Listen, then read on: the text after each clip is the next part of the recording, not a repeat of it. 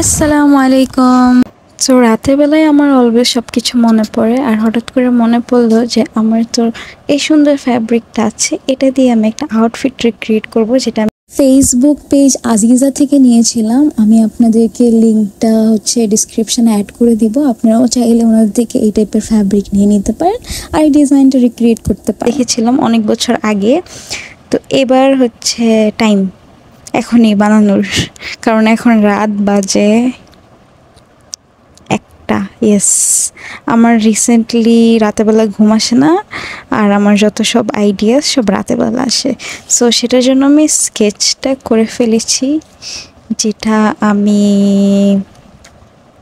Video করতে ভুলে গেছি। না, ফোনে আমি কিছু ভিডিও করেছিলাম, সেটা আমি আমার ফেসবুক পেজে পোস্ট করেছিলাম আপনাদের সাথে।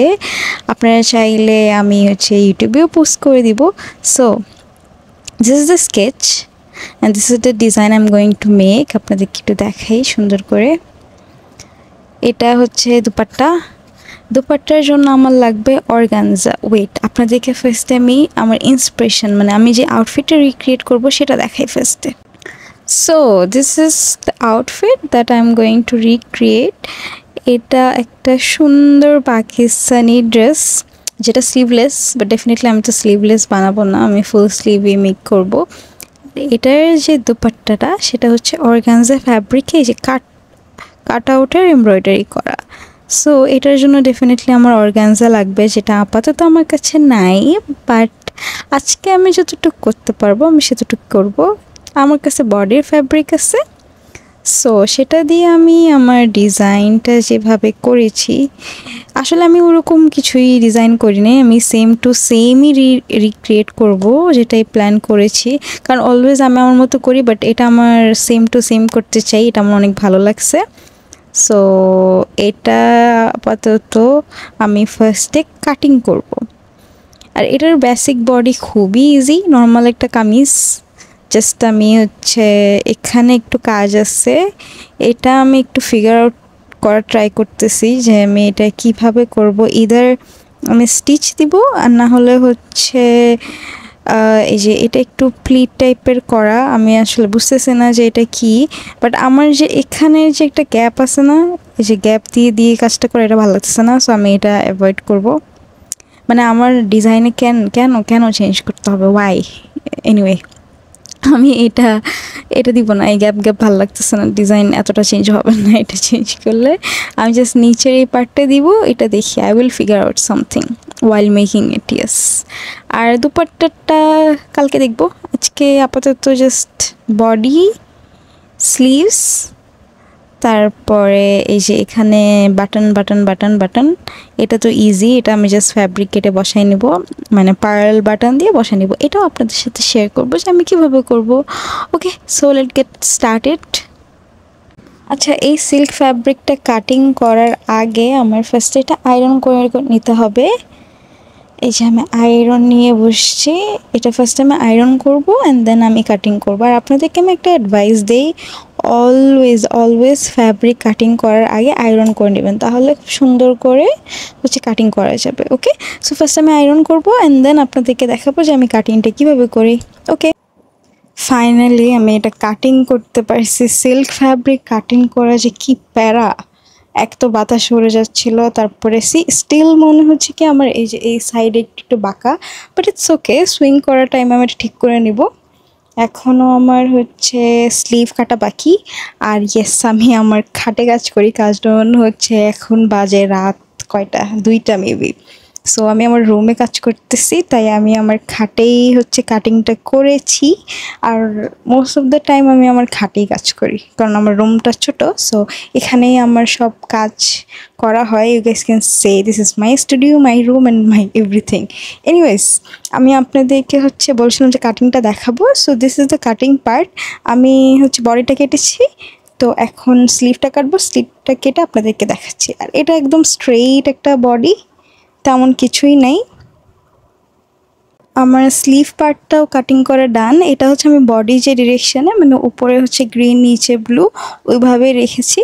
তো এবার স্টিচ করার পালা। স্টিচ করতে আমার অনেক ঝামেলা হবে, কারণ সিল্ক তো, আল্লাহ হেল্প মি। এটা সুইং করার আগে আমি ফার্স্টে ভাবলাম বাটনসগুলো রেডি করে ফেলি। সো বাটনগুলো রেডি করার জন্য আমি ইউজ করব এই যে ছোট্ট পার্ল। পার্ল দিয়ে আমি যে এখানে এক্সট্রা ফ্যাব্রিক ছিল লেফট ওভার কাটিং করার পরে ওইগুলো দিয়ে এভাবে বাটনগুলো রেডি করে ফেলবো। তাহলে আমার নেকটা মেক করার সময় আমি জাস্ট বাটনগুলো বসাই নিব। আপনাদের সাথে আমি শেয়ার করব যে এই বাটনগুলো আমি কিভাবে বানাই। এটার অনেক ওয়েজ আছে, আমি কিভাবে বানাই সেটাই দেখাবো। সো আমি এটার জন্য ফার্স্টে নিয়ে নিব হচ্ছে ছোট্ট একটা পার্ল। আমার এই সাইজটাই পারফেক্ট লাগে। সো পার্ল নিয়ে দেন হচ্ছে নিব আমি যে ফ্যাব্রিকটা ইউজ করব, যে আমার হচ্ছে কাটার পরে যে লেফট ওভার কিছু থাকে না, সো ওইখান থেকে একটা ফ্যাব্রিক নিয়ে নিলাম। নেওয়ার পর আমি দেখতেছি কোনটা হচ্ছে পারফেক্ট সাইড। এই যে এটা নিয়ে এইভাবে নিয়ে সুন্দর করে ধরবো। ধরার পরে সুই সুতা লাগবে আমাদের। এই যে দেখেন সুন্দর করে এটাকে একটা কি হলো,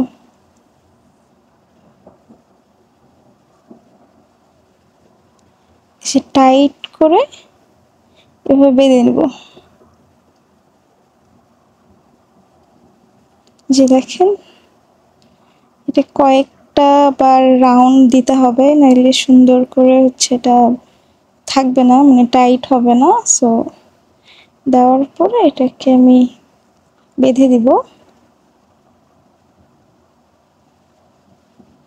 যখন আমার কাছে মনে হবে যে এটা সিকিউর, দেন কেচি নিয়ে এটাকে কেটে ফেলবো।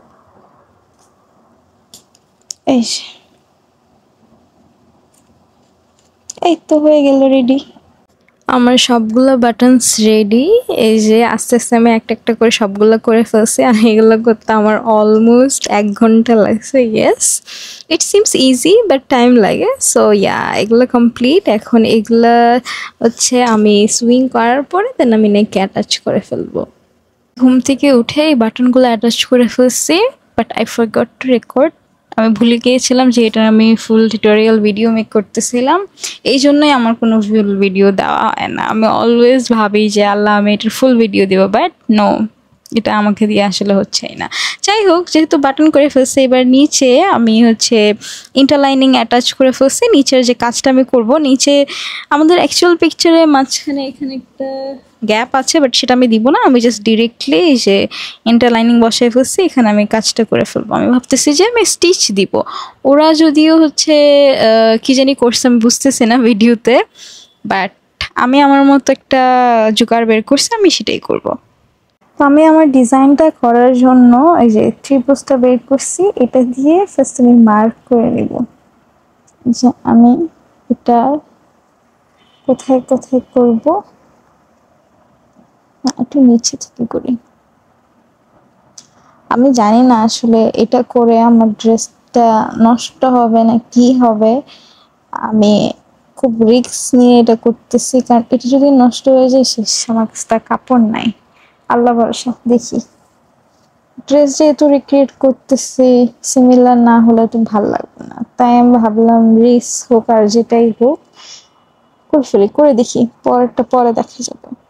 সো আমি সবগুলা মার্ক করে দেন আপনাদেরকে দেখাচ্ছি যে আমি আসলে কি করব। তো আমি মার্ক করে ফেলছি, আমি কোথায় কোথায় লাইনগুলো দিব ক্যামেরাতে দেখা যাচ্ছে না, বাট আই গেস আপনারা বুঝতে পারছেন যে কোথায় কোথায় লাইন দিব।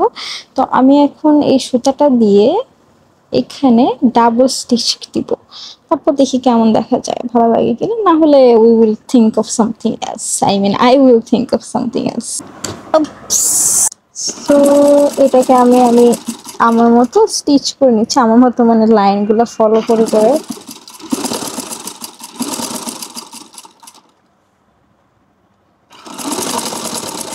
আর এটা একটু কেয়ারফুলি করতে হবে, না হলে যদি লাইন এরকম বাঁকা তেরা হয়ে যায় তাহলে কিন্তু ডিজাইন 12টা বেজে যাবে। আর সিল্কে সেলাই করা যে কি ঝামেলার কাজ, এটা আপনারা করলে বুঝতে পারবেন। তাও এখানে লাইনিং দেওয়াতে এটা একটু শক্ত আছে, আমি সেলাই করতে পারতেছি।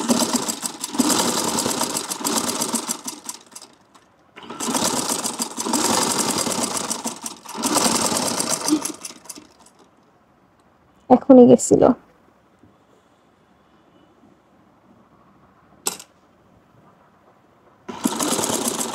এটা আস্তে ধীরে ধৈর্য নিয়ে করবেন। এই কাজটা খুব ধৈর্য নিয়ে করতে হবে, না হলে এই লাইনগুলা বাঁকা হয়ে যেতে পারে বা কি বলে ড্রয়িং এর বাইরে চলে যেতে পারে, সো কেয়ারফুলি করতে হবে।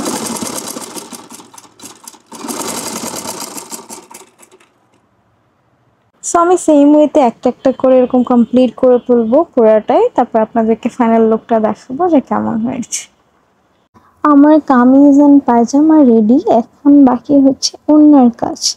এখানে যেহেতু এমব্রয়ডারি করা, তো এমব্রয়ডারি করতে গেলে আমার আসলে অনেক খরচ হয়ে যেত। আমি একজনের সাথে কথা বলেছিলাম, হি আস্কড ফর 2K, আমার কাছে মনে হয়েছে spending 2K on this is not worth it. তো আমি এটার জন্য একটা জোগাড় বের করছি, সেটা হচ্ছে যে এই লেসটা। আমি চিন্তা করতেছি যে আমি ফ্লাওয়ারের এই গ্যাপটার মধ্যে এই লেসটা দিয়ে আমি শেপটা ক্রিয়েট করব। আমি জানি না কেমন হবে, let's see if it works. আমি ফার্স্ট একটু এক্সপেরিমেন্ট করে দেখি যে কেমন হয়।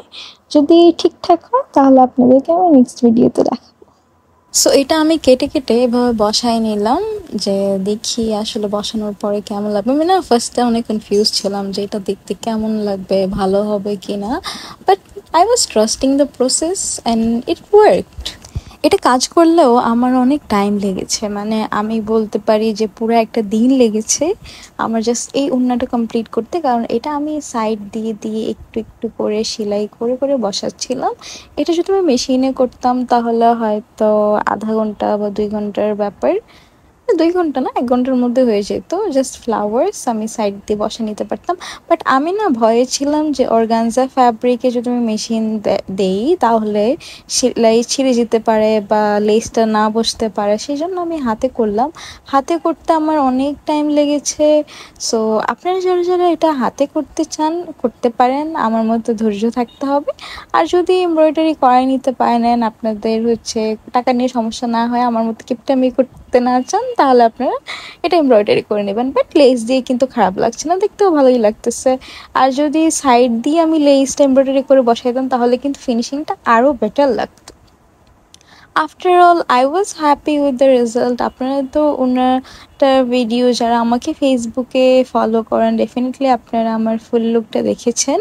তো এটা বলা যায় যে আমি যে জোগাড়টা করেছিলাম, I was kind of satisfied with that. লেসটা বসানো কমপ্লিট করার পরে আমি পিকচারে দেখলাম যে কিছু হচ্ছে সিকোয়েন্সের কাজ ছিল, মানে কারচুপির কাজ। আমি ভাবলাম এটাও করি।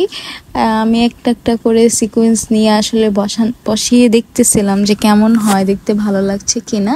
পরে দেখি না ভালোই লাগতেছে, এটাকে একটা ডিফারেন্ট লুক দিচ্ছে।